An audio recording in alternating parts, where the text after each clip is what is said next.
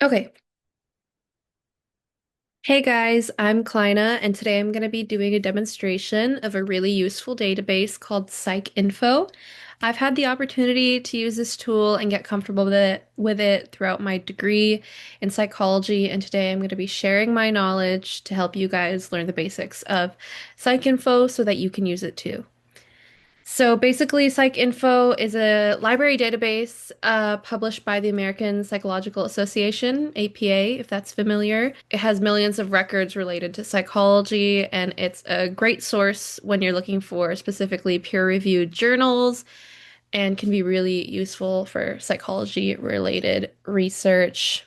Peer review just basically means that like other experts in the field of psychology like evaluate and look over articles before they're published. So it's great reassurance that the sources that you're finding are credible and valuable to like your topic of research.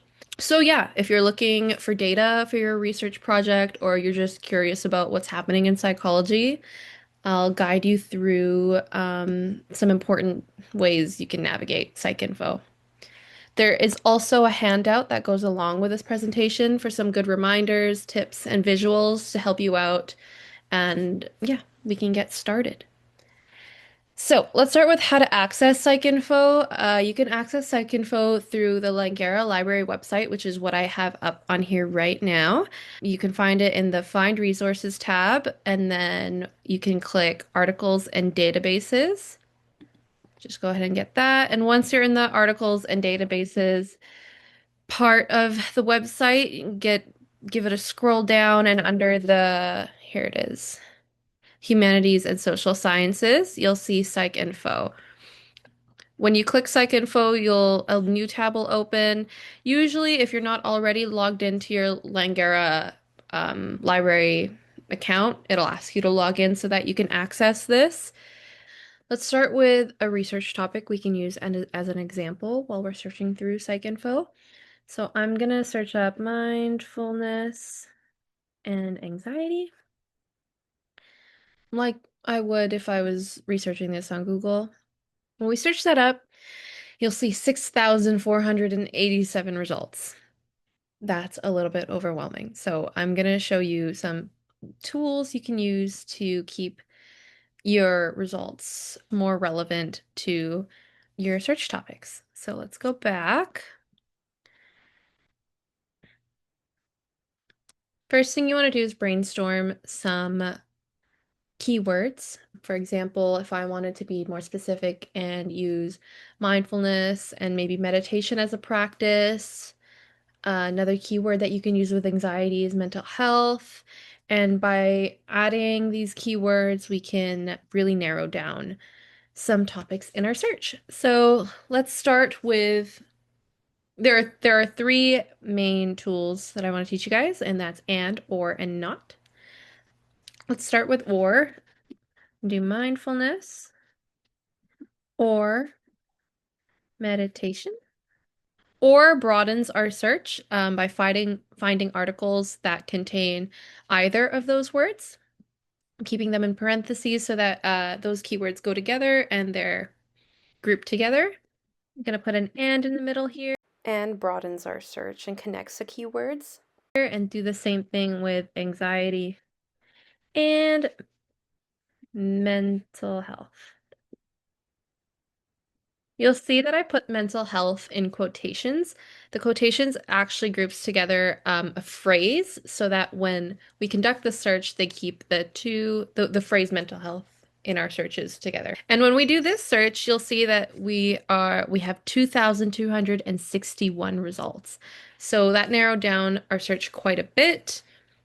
Not, I forgot to include not if you say not depression, let's say.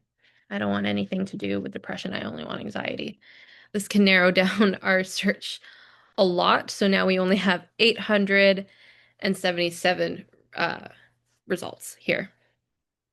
So that's a example of using those search tools and or and not. With PsycInfo, you can also further narrow down your results by time. So let's say I want more relevant searches. Sorry, I want more relevant sources from the past 5 years. Let's see what that gives us. That can route us down to 385. And we can keep seeing our results here, keep narrowing down our search depending on how relevant the information we find is. More ways you can filter your search is the type of source. We have journals, dissertations, and books. There's plenty of filters that you can apply on the side here when you use all filters, databases, source types, publication subjects, languages. Playing around with the filters can really help you narrow down your searches too once you get more specific with what you're looking for. Let's look at finding a citation. Let's say I want to look at this source specifically.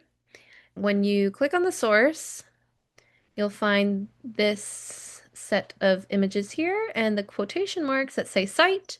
Just go ahead and click on that, and here you can choose the citation you want. Of course, it'll go to APA 7th, and you can copy it to your clipboard, and it'll go ahead and paste it in your bibliography references in your research. You can also export the citation. There's an option to share the citation here. And if you would like to save this source to your dashboard, you can hit save and it'll stay in your save dashboard here, of course, when you're logged in.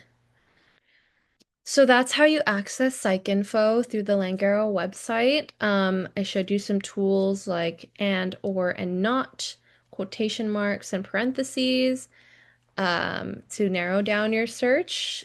I also showed you how to use the filters on the PsycInfo Langara website so that you can continue to specify your search. And lastly, we showed how to save your citations and make sure that those are being recorded while you're doing your research. Thanks for watching. Bye. Hope you like the worksheet.